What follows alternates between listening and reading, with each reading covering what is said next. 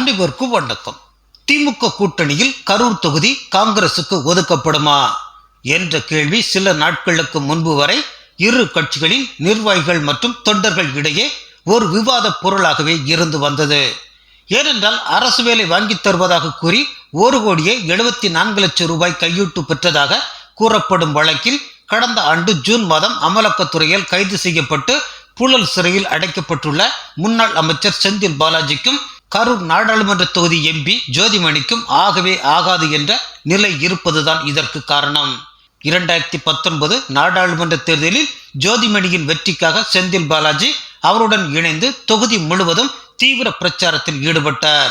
அதற்கு கைமாறாக 2021 தமிழக தேர்தலில் கரூர் தொகுதியில் போட்டியிட்ட செந்தில் பாலாஜிக்காக ஜோதிமணி அவருடன் 2 சக்கர வாகனத்தில் மூலை முடுக்குகளில் எல்லாம் ஒன்றாக பயணித்து வாக்காளர்களிடம் ஓட்டு வேட்டையாடினார். அதே நேரம் தேர்தலில் வெற்றி பெற்ற பிறகு செந்தில் பாலாஜிக்கு அமைச்சர் பதவி கிடைக்கும் என்று ஜோதிமணி சிறிதும் எதிர்பார்க்கவில்லை. அவர் டிடிவி தினகரனின் அமமுகவில் இருந்து திமுகவுக்கு தாவியவர் என்பதால் தமிழக அமைச்சரவையில் அவருக்கு இடம் கிடைக்காது என்றே நினைத்தார். ஆனால் ஜோதிமணி எதிர்பார்த்ததற்கு மாறாக முக்கிய துறைகளான மது விலக்கு மற்றும் மின்சார இலாகா செந்தில் பாலாஜிக்கு கிடைத்துவிட திமுகவில் குறுகிய காலத்திலேயே திடீரென்று உயர்ந்த இடத்தை அவர் பிடித்து விட்டார். இதன் பிறகு கரூர் மாவட்டத்தில் நடக்கும் மாநில அரசு விழாக்களில் செந்தில் பாலாஜிக்கு மட்டுமே மிகுந்த முக்கியத்துவம் அளிக்கப்பட்டது. தொகுதி எம்பி என்கிற முறையில் ஜோதிமணியை பெயரளவிற்கு கூட திமுகவினர் யாரும் அழைப்பதில்லை. நகர்ப்புற உள்ளாட்சி தேர்தலிலும் அவர் கண்டுகொள்ளப்படவில்லை. செந்தில் பாலாஜி உட்பட அவருடைய ஆதரவாளர்கள் அனைவருமே ஜோதிமணியை தொடர்ந்து புறக்கணித்தனர். திமுக ஆட்சிக்கு வந்த 2 ஆண்டுகளில் இப்படி நிலைமை தலைகீழாக மாறிவிட்டது. இந்த நிலையில்தான் கடந்த சில மாதங்களாகவே ஜோதிமணி மீண்டும் போட்டியிடும் விதமாக கரூர் நாடாளுமன்ற தொகுதியை காங்கிரசுக்கு ஒதுக்கிவிடக் கூடாது என்று செந்தில் பாலாஜியும் கரூரில் உள்ள அவருடைய தீவிர ஆதரவாளர்களும் திமுக தலைமைக்கு தொடர்ந்து அழுத்தம் கொடுத்து வந்ததாக தெரிகிறது. இதன் பின்னரும் கரூர் தொகுதி காங்கிரசுக்கு ஒதுக்கப்பட்டு ஜோதிமணி போட்டியிட்டால் மாவட்ட திமுக நிர்வாகிகளும் தொண்டர்களும் அவருக்காக தேர்தல் பணியாற்றாமல் ஒதுங்கிக் கொள்ளும் சூழல் உருவாகும் என்று செந்தில் பாலாஜி தரப்பில் அழுத்தம் கொடுக்கப்பட்டதாகவும் கூறுகிறார்கள். ஒருவேளை ஜோதிமணி காங்கிரஸ் தலைவர் ராகுலுடன் நெருங்கிய நட்புறவு வைத்திருப்பதால் கண்டிப்பாக அவருக்கு எம்பி சீட் வழங்க திமுக விரும்பினால் ஈரோடு தொகுதியை காங்கிரசுக்கு கொடுக்கலாம் என்றும் சிறையில் இருந்தவரை செந்தில் பாலாஜி அறிவாலயத்திடம் வலியுறுத்தியதாக கூறப்படுகிறது. அதே நேரம் ஜோதிமணியோ கரூர் தொகுதியில் நான் காங்கிரஸ் சார்பில் மீண்டும் போட்டியிடுவேன், கடந்த தேர்தலில் கிடைத்த அளவிற்கு வாக்குகளை பெற்று மறுபடியும் நாடாளுமன்றம் செல்வேன் என்று பொது வழியில் தொடர்ந்து உறுதிபட கூறி வந்தார். இதனால் செந்தில் பாலாஜியின் எண்ணம் நிறைவேறுமா அல்லது ஜோதிமணி தான் சொன்னதை நிரூபித்து காட்டுவாரா என்ற கேள்வி விஸ்வரூபம் எடுத்தது.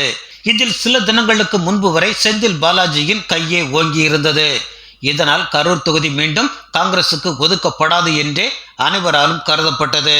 ஆனால் மார்ச் 17ஆம் தேதி இரவு மும்பையில் நிறைவடைந்த ராகுல் காந்தியின் பாரத ஒற்றுமை நீதி யாத்திரை பொதுக்கூட்டத்தில் புள்ளி வச்ச இந்தி கூட்டணி கட்சி தலைவர்களுடன் திமுக தலைவர் மு.க. ஸ்டாலினும் கலந்து கொண்ட பிறகு கரூர் தொகுதி விவகாரம் அப்படியே தலை கீழாக மாறி போனது.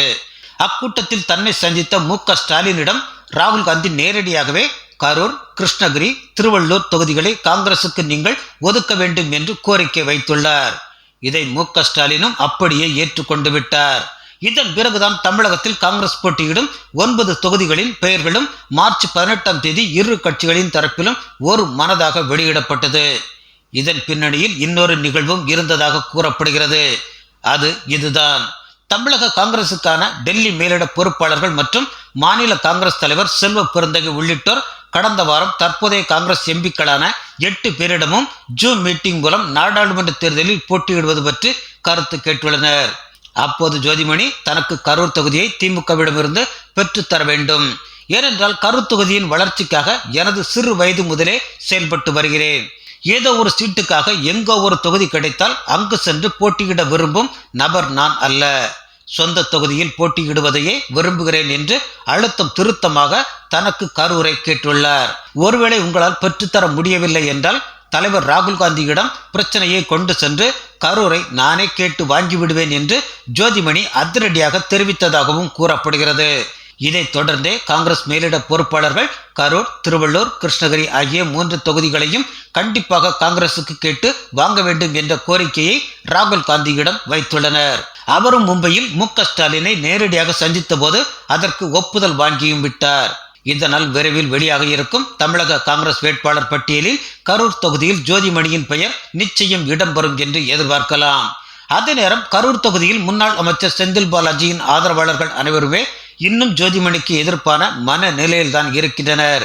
இதனால் அவர்கள் ஜோதிமணிக்காக களம் இறங்கி தேர்தல் வேலை பார்ப்பார்களா என்ற கேள்வியும் எழுந்துள்ளது. இந்த சவாலை ஜோதிமணி எப்படி எதிர்கொள்ளப் போகிறார் என்பதுதான் தெரியவில்லை. நன்றி.